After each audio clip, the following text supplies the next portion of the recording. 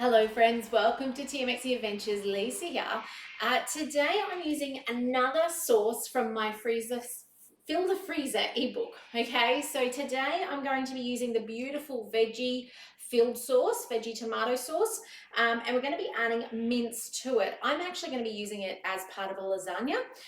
This is the half of it, the other half is in the freezer for another time, which you can be using to cook pasta.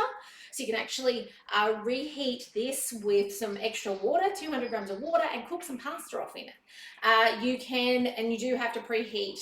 The instructions are in the ebook, okay?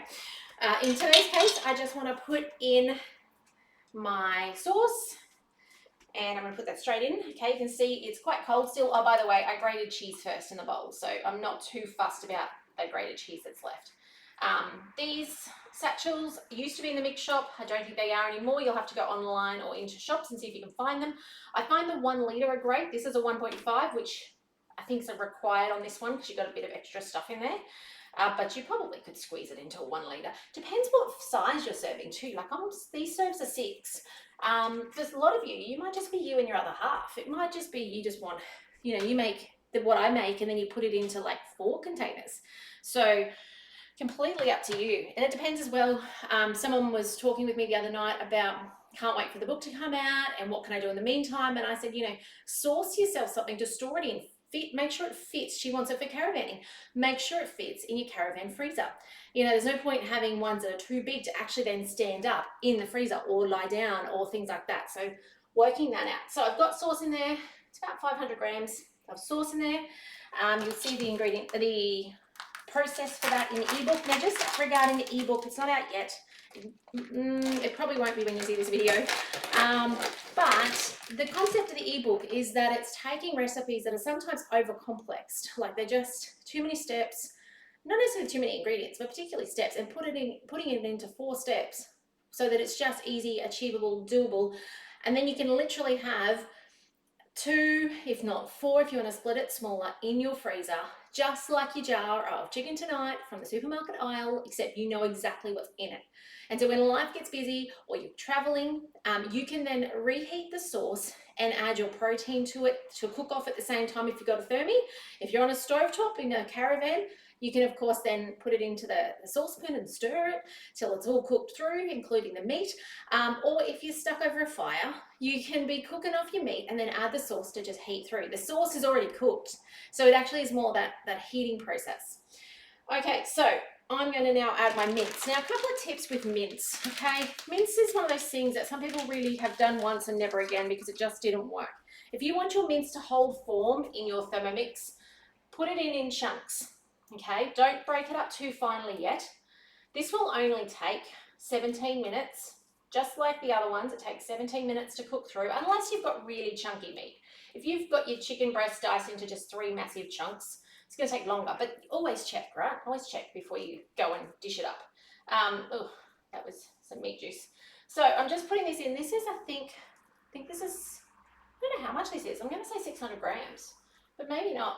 No, it must be about 500 to 600 grams. Should have weighed it. So you can see I'm just breaking it into like walnut size, less than golf ball. I am going to give this a stir with a spatula before I make it go because then that'll also coat all this. So we'll just put this all in. So as I said, this is going into lasagna, so I don't need to cook pasta in it. Just want this to be a beautiful mincy based sauce. The tomato sauce recipe underneath with the hidden veggies can be used for so many different things though. You could purely serve it, over something like mashed potato with some grated cheese on top. It'd be absolutely delicious. It's got your veggie stock in it. So your veggie stock is that flavor enhancer, which is just beautiful. All right, hopefully you guys can't see the absolute mess I'm making here with dripping everywhere. Okay, let me wash my hands. I'll clean up the mess afterwards. So we want to give it a stir, so grab your spatula. Doesn't matter what type, cover it in. Okay, and then 17 minutes. You'll want to stop it though. As much as I said 17 minutes, you will want to stop it at, say, 12 and check on it. You may well find that you're done. You may also find that at that point in time you want to change your texture. It may still be walnut size.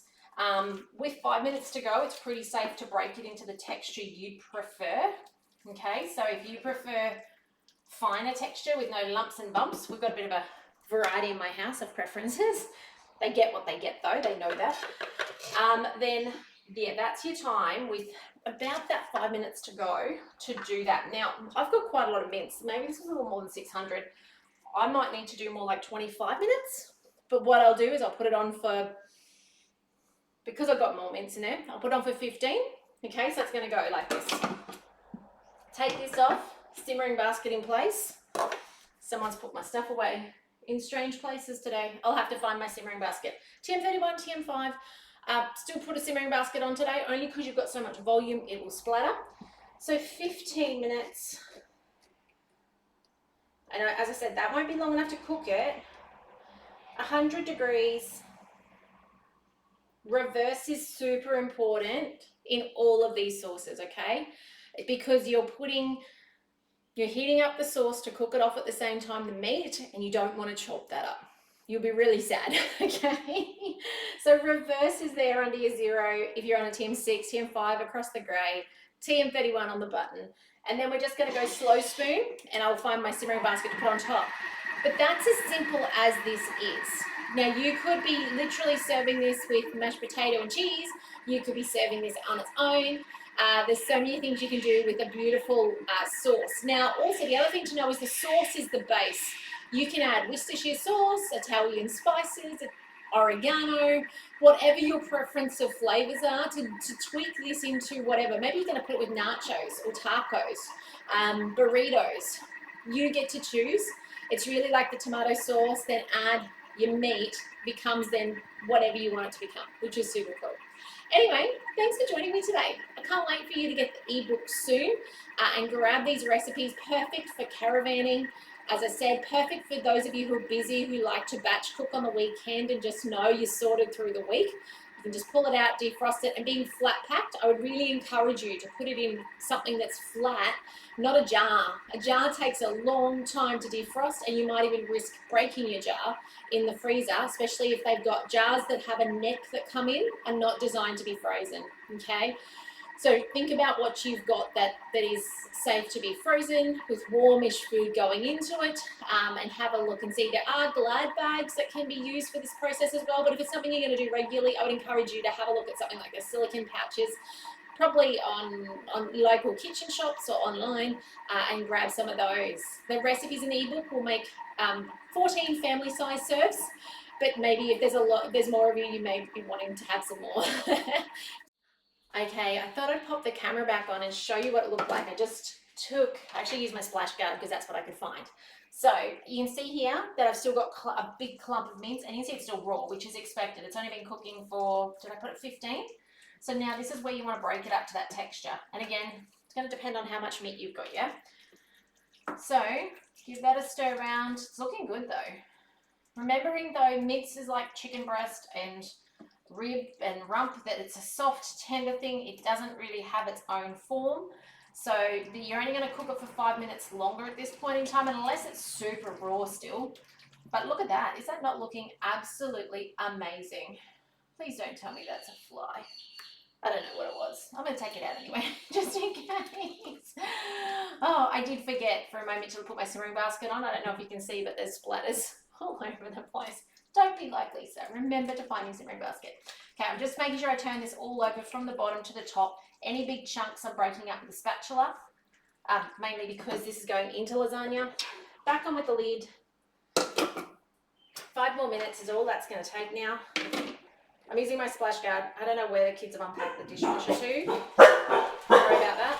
100 degrees, reverse, speed, slow stir, and we'll see you soon. Okay, welcome back. It has now been that last 5 minutes, and I thought I'd just pop on again, just show you what's going on in here. Now, it's cooked, it's done, I'm happy with that. Once you break up those final last chunks, you really do cook it through in that 5 minutes because there's no major chunks, so to speak.